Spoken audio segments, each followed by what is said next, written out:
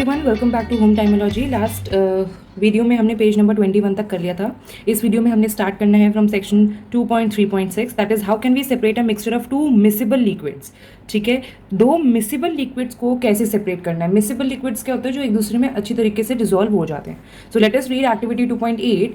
In activity 2.8 it says let us try to separate acetone and water from their mixture. हमें क्या करना है? Acetone और water को एक मिक्सचर से दोनों को सेपरेट आउट करना है। Take the mixture in a distillation flask, fit it with a thermometer, arrange the apparatus, heat the mixture slowly keeping a close watch at the thermometer. क्या करना है? आपने दोनों चीज़ें लेनी है, डिस्टिलेशन फ्लास्क लेना और उसमें थर्मामीटर फिट कर देना है और धीरे धीरे उसको हीट करते रहना है और थर्मामीटर पर ध्यान देना है। The acetone vaporises, condenses in the condenser and can be collected from the condenser outlet. क्या होगा? आपने यहाँ पर मिक्सचर रखा, ठीक है, उसको आपने हीट किया, आप थर्मामीटर में देख रहे हो। क्या होगा? जो एसीटोन है वो वेपराइज होगा, यहाँ पर आते आते कंडेंस होगा, यहाँ पर आपका एसीटोन कलेक्ट हो जाएगा और यहाँ पर सिर्फ आपका वाटर रह जाएगा। Water is left behind in the distillation flask. ठीक है, moving on, this method is called distillation. इस मेथड को हम क्या कहेंगे? डिस्टिलेशन कहेंगे। It is used for the separation of components of a mixture containing two miscible liquids that boil without decomposition and have sufficient difference in their boiling points. Distillation किस process कब होता है? जब आपको दो मिसिबल लिक्विड्स को separate out करना होता है। और ये क्यों कैरी आउट हो पाया? क्योंकि जब हम हीट कर रहे थे, वाटर क्यों नहीं वेपराइज हुआ? क्योंकि वाटर का बॉइलिंग पॉइंट और एसीटोन का बॉइलिंग पॉइंट में सफिशिएंट डिफरेंस है। एसीटोन का बॉइलिंग पॉइंट जो है वो थोड़ा सा कम है, इसीलिए जितना वो हीट हुआ उस हिसाब से सिर्फ और सिर्फ एसीटोन जो है वो बॉयल हुआ, वेपराइज हुआ। वाटर उस पॉइंट तक वेपराइज नहीं हो पाया, उसका बॉइलिंग पॉइंट अभी रीच नहीं हुआ था। To separate a mixture of two or more miscible liquids for which the difference in boiling point is less than 25 Kelvin, fractional distillation process is used. ऐसे मिक्सचर में कंपोनेंट सेपरेट करने के लिए जिसमें दो या दो से ज़्यादा आपका मिसिबल लिक्विड्स मिक्सड है, उसमें आपका डिफरेंस बॉइलिंग पॉइंट का लेस देन 25 केल्विन है, तब आप कौन सा प्रोसेस यूज़ कर सकते हो? तब आप फ्रैक्शनल डिस्टिलेशन प्रोसेस यूज़ कर सकते हो। For example, for the separation of different gases from air, air में से डिफरेंट गैसेस क्या है आपने सेपरेट आउट करनी है। Different fractions from petroleum products etcetera, इन सब के लिए आप क्या यूज़ कर सकते हो? इन सब के लिए आप फ्रैक्शनल डिस्टिलेशन प्रोसेस यूज़ कर सकते हो।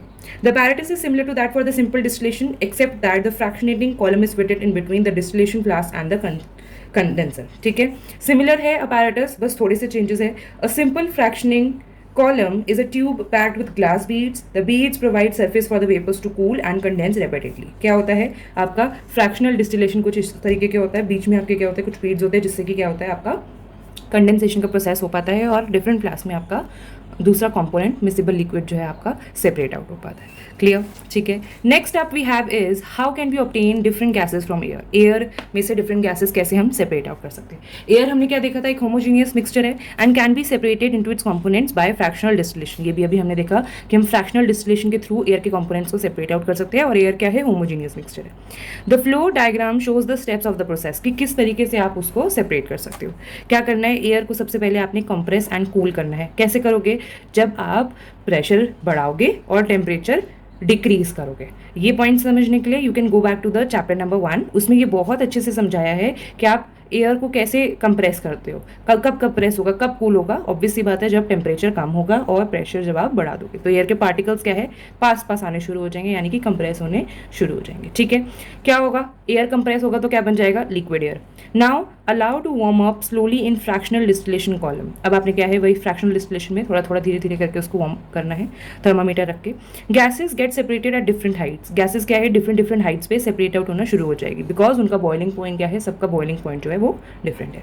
If you want oxygen gas from air, अगर हमें ऑक्सीजन गैस चाहिए, we have to separate out all the other gases present in the air. The air is compressed by increasing the pressure and is then cooled by decreasing the temperature to get liquid air. ये तो हमने अभी देखा यहीं पर flow chart को, ये लोग क्या कर रहे हैं, समझा रहे हैं। This liquid air is allowed to warm up slowly in a fractional distillation column where gases get separated at different heights depending upon their boiling points. So you can read it from here as well, and नहीं तो आप flow chart से भी आसानी से ये चीज़ समझ सकते हैं।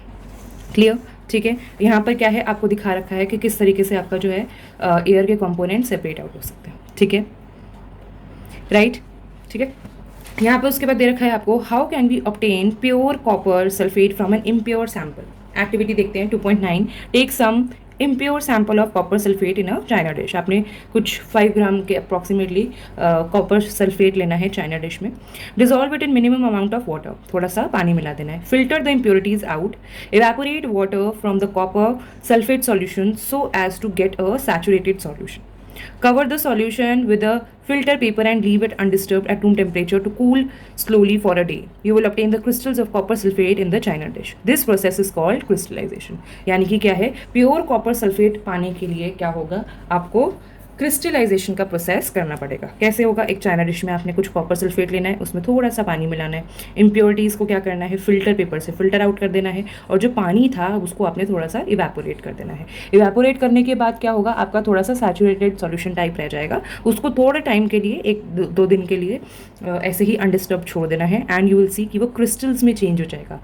This process is known as crystallisation. It will be the pure form of a copper sulphate. ठीक है.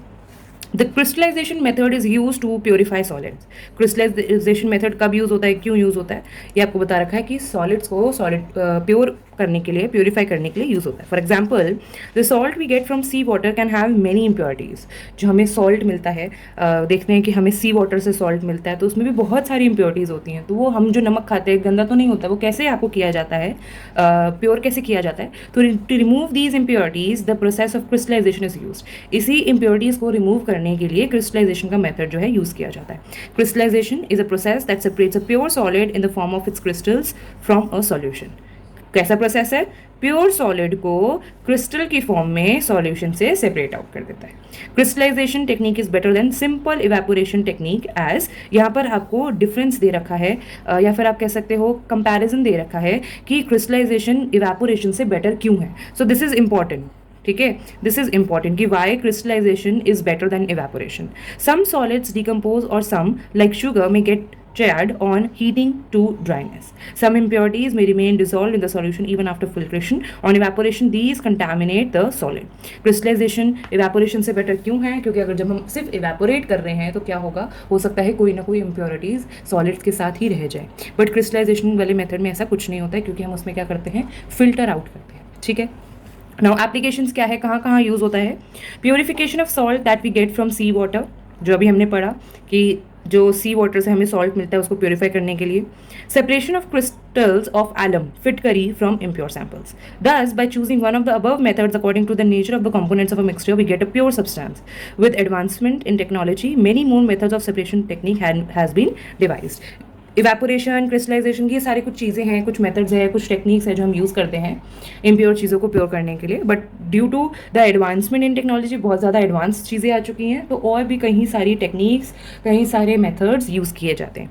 इन cities drinking water is supplied from the water works. A flow diagram of a typical water works is shown in figure 2.13. That is in the next page. From this figure write down the processes involve to get the supply of drinking water to your home from the water works and discuss it in your class. आपको क्या दे रखा है, आपको एक flow diagram दे रखा है, उसको आपने ध्यान से देखना है, पढ़ना है और देखना है कि कैसा, किस तरीके से आपका घर में जो है पानी आता है. रिजर्वर दे रखा है, यहाँ पर क्या होता है, सेडिमेंटेशन टैंक में जितने भी सॉलिड्स हैं, बड़े बड़े सॉलिड्स हैं, यहाँ पर आपके सेटल डाउन हो जाते हैं. यहाँ पर सारी लोडिंग टैंक में आपकी इम्प्योरिटीज़ जो है वो सेडिमेंट हो जाती हैं, सेटल डाउन हो जाती है. फिल्ट्रेशन टैंक में बाकी बचा हुआ जितना भी हैवी डेंसिटी वाली चीज़ें हैं वो नीचे आ गई, कोर्स ग्रेवल, फिर एक और लेयर बन गई ग्रेवल की, फिर फाइन सैंड यानी कि छोटी छोटी, एंड ऊपर क्या रह गया, वाटर. फिर आपका क्या किया जाता है, क्लोरीन ऐड किया जाता है, क्लोरीनेशन किया जाता है, ताकि आपका जितना भी इसमें बैक्टीरिया वगैरह रह गया है वो किल हो जाए, एंड देन वो आपके घर पर पानी आ जाता है. Correct, is this clear. ठीक है. Now let's us do some questions. Page number 24 it is. How will you separate a mixture containing kerosene and petrol? Difference in their boiling points is more than 25 degrees Celsius, which are miscible with each other. आपको kerosene और petrol को क्या करना है, इस mixture को आपने separate out करना है. क्या है ये, मिसिबल लिक्विड्स हैं. सो हमने क्या पढ़ा था कि मिसिबल लिक्विड्स को हम कैसे सेपरेट आउट कर सकते हैं. यस, यहाँ पर दे रखा है ऑन पेज नंबर 21, जब हमने एक्टिविटी 2.8 की थी मिसिबल लिक्विड्स के लिए. सो पेज नंबर 22 में आपको डेफिनेशन दे रखी है कि कौन सा मेथड आपको यूज़ करना है. You can use the method of distillation. Is it right. ठीक है. अब आप क्या यूज़ करोगे, the process of distillation, and then you will write the definition of it. फिर आप उसको डेफिनेशन भी लिखो. This is on page number 22. I hope this is clear. Now next is name the technique to separate butter from curd. Butter को curd से separate करने के लिए कौन सी टेक्निक आप यूज़ करोगे? सॉल्ट को सी वाटर से सेपरेट करने के लिए कौन सी करोगे? ये वाली जस्ट अभी पड़ी है, ठीक है। इसमें कौन सी यूज़ कर रहे हैं हम? क्रिस्टलाइजेशन टेक्निक मेथड यूज़ कर रहे हैं।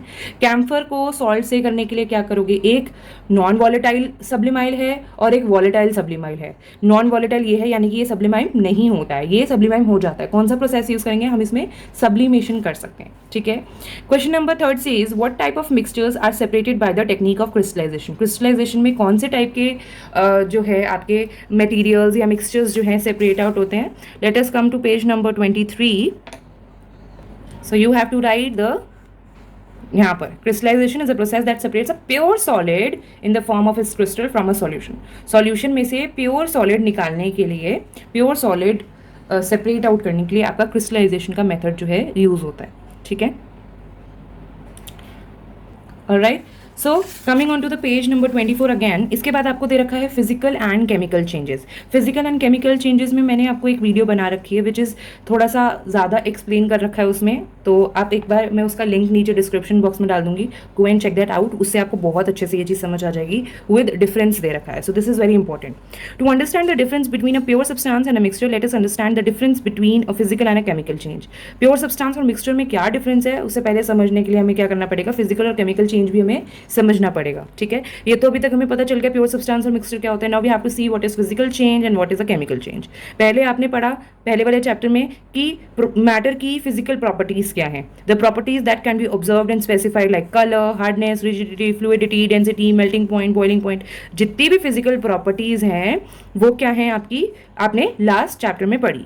The interconversion of states is a physical change because these changes occur without a change in composition and no change in chemical nature of the substance. यानी कि physical change क्या है? जब आप interconversion of states of matter कर रहे थे, यानी कि solid to liquid, liquid to gas, ऐसा कर रहे थे, तो वो क्या है आपका? वो एक फिजिकल चेंज है। क्यों फिजिकल चेंज है? क्योंकि उसमें आपका कोई नया सब्सटेंस नहीं बनकर आ रहा था और वो रिवर्सिबल है। यानी कि अगर आप सॉलिड टू लिक्विड कर रहे हो तो लिक्विड टू सॉलिड वापस जा सकता है ना, तो that is your physical change. Although ice, water and water vapor all look different and display different physical properties, they are chemically the same. यहाँ पर ice, water, water vapor ये सब दिखते अलग हैं, physical properties इनकी अलग है, but chemically ये सारे same हैं. So we cannot say this is a chemical change. It is a physical change only, right? Chemical change आपका कब होगा? जब आपका chemical changes आएंगे. But water and cooking oil are liquid. Both water and cooking oil are liquid, but their chemical characteristics are different. They differ in odor and inflammability. We know that oil burns in air, whereas water extinguishes fire. It is this chemical property of oil that makes it different from water. Burning is a chemical change. क्या हो रहा है? water और oil दोनों है liquid है, यानी कि physically दिखते एक जैसे हैं, but उनका chemical nature अलग है, उनके odor अलग है, inflammability अलग है, यानी कि cooking oil जो है आपका burn हो जाएगा, water क्या करता है? fire extinguish करता है. So क्या हो रहा है यहाँ पर? burning is a chemical change, क्योंकि उससे आपका क्या होगा? एक नया सब्सटेंस ही फॉर्म होगा। यानी कि जब कोई चीज़ जल जाती है तो उसमें क्या आता है? एशेस वगैरह आते हैं। सो उससे क्या होता है? आपकी प्रॉपर्टीज ही बिल्कुल चेंज हो गई है, केमिकली वो बिल्कुल चेंज हो चुका है। During this process one substance reacts with another to undergo a change in chemical composition. Chemical change brings change in the chemical properties of the matter and we get new substances. So you can underline this कि chemical change में क्या होता है? आपका chemical properties में change आता है और एक नया सब्सटेंस बनकर आता है। इसीलिए जिन भी रिएक्शंस में केमिकल चेंज होता है उन रिएक्शंस को हम केमिकल रिएक्शन कहते हैं। केमिकल रिएक्शन नाम का आपका 10th क्लास में सबसे पहला चैप्टर होगा। So you have to understand what is chemical change, what is chemical reaction. मैं लिंक नीचे दे दूंगी, go and check out the difference between physical and chemical change for better understanding, right? ठीक है। सो यहाँ पर हमको कुछ क्वेश्चंस दे रखे हैं। Classify the following as chemical and physical change. Cutting of trees, जब आप ट्रीज कट कर रहे हो, is it a physical change or chemical change? Absolutely it is a physical change, क्योंकि आप सिर्फ कट कर रहे हो, उसमें आपको कोई नया सब्सटेंस नहीं बन रहा है, उसकी फिजिकल प्रॉपर्टीज वैसी की वैसी ही है, राइट? उसकी केमिकल प्रॉपर्टीज वैसी की वैसी है, तो उसमें कुछ चेंज नहीं आया, तो फिजिकल चेंज है। Melting of butter in a pan, this is also a physical change. Rusting of अलमीरा, इसमें क्या हो रहा है? कुछ केमिकली चेंज हो रहा है। जब रस्ट हो जाती है, जब जंक लग जाता है तो उसके ऊपर रस्ट आ जाती है ना, जंक लग जाता है, तो ये केमिकली चेंज हो जाता है। This is a chemical change. Boiling of water to form steam, यानी कि वाटर को वाटर वेपर बनाने के लिए क्या हो रहा है यहाँ पर, फिजिकल चेंज हो रहा है. Passing of electric current through water and the water breaking down into hydrogen and oxygen gases. क्या हो रहा है यहाँ पर, आपका पानी में इलेक्ट्रिक करंट पास किया जा रहा है सो दैट वाटर जो है वो स्प्लिट हो जाए हाइड्रोजन और ऑक्सीजन में. पानी जो है वो हाइड्रोजन और ऑक्सीजन के एटम से बनता है, तो उससे जब हम इलेक्ट्रिसिटी पास करवाते हैं तो वो स्प्लिट हो जाता है. तो ये क्या हो रहा है, केमिकली चेंज हो रहा है. सो यहाँ पे केमिकल रिएक्शन हो रहा है. सो ये क्या है, केमिकल चेंज है.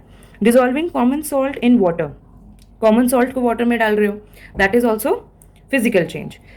Making a fruit salad with raw fruits, fruit salad बना रहे हो, कुछ ऐसा केमिकली चेंज नहीं हो रहा है, so this is a physical change. Burning of paper and would, यहाँ पे क्या हो रहा है, बर्निंग हो रहा है. और अभी हमने क्या पढ़ा था, burning is a chemical change, right. ठीक है, I hope this is clear to you. And in the next video we will finish the chapter. उसके बाद इस चैप्टर के मैं आप लोगों को नोट्स प्रोवाइड करूंगी, so don't forget to watch that video so that आपको बेटर नोट्स मिल सकें और आप अच्छे से इस चैप्टर को गो थ्रू कर सकें, because this is very important chapter in the first in the first half year of your class 9th, right? So thank you for watching. I'll see you in the next one.